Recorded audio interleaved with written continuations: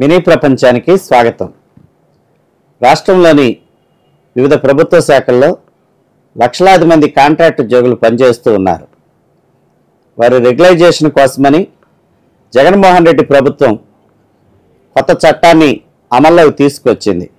30/23 పేరుతో అమల్లోకి తీసుకొచ్చిన ఈ చట్టం ద్వారా వివిధ శాఖల్లో పనిచేస్తున్న 10,117 మంది కాంట్రాక్ట్ ఉద్యోగులను రెగ్యులర్ చేస్తామని గత ప్రభుత్వం చెప్పింది. దానికి అనుగుణంగా జీవో నెంబర్ 114ను అమల్లోకి తీసుకురావటం జరిగింది. అప్పట్లో ఎన్నికల ముందు ఈ ప్రక్రియ ప్రారంభం కావటం వల్ల కేవలం వైద్యారోగ్య శాఖలో కొద్దిమంది ఉద్యోగులు రెగ్యులర్ అయ్యారు. మిగిలిన శాఖల్లోని హెచ్ఓడీల నిర్లక్ష్యం కారణంగా చాలామంది ఉద్యోగుల క్రమబద్ధీకరణ ప్రక్రియ మధ్యలోనే నిలిచిపోయింది. రాష్ట్రంలో ఎన్నో సంవత్సరాలుగా కాంట్రాక్ట్ పద్ధతిని పనిచేస్తున్న లెక్చరర్లు తమ యొక్క ఉద్యోగాలు క్రమబద్ధీకరణ జరుగుతాయని ఆశతో ఎదురు చూస్తూ ఉన్నారు. తెలంగాణలో వీరితో పాటు అపాయింట్మెంట్ అయిన వారిని ఎప్పుడో రెగ్యులర్ చేసి వారికి రెగ్యులర్ శాలరీని ఇస్తూ ఉన్నారు.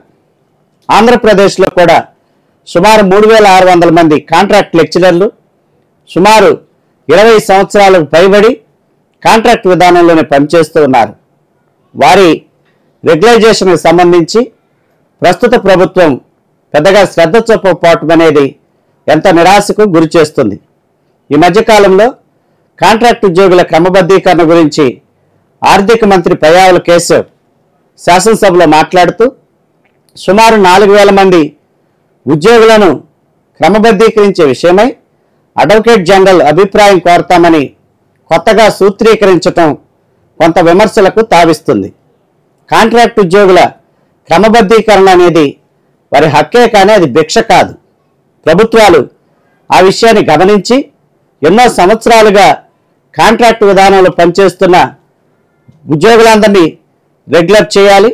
ముఖ్యంగా భావి భారత పౌరులను తయారు చేసి ఈ దేశానికి ఒక ఉన్నతమైన మేధో సంపత్తిని అందించే కాంట్రాక్ట్ లెక్చరర్ల విషయంలో కూడా ప్రభుత్వం ఉదారంగా వ్యవహరించి వారిని రెగ్యులర్ చేయాలని ఎంతోమంది డిమాండ్ చేస్తూ ఉన్నారు.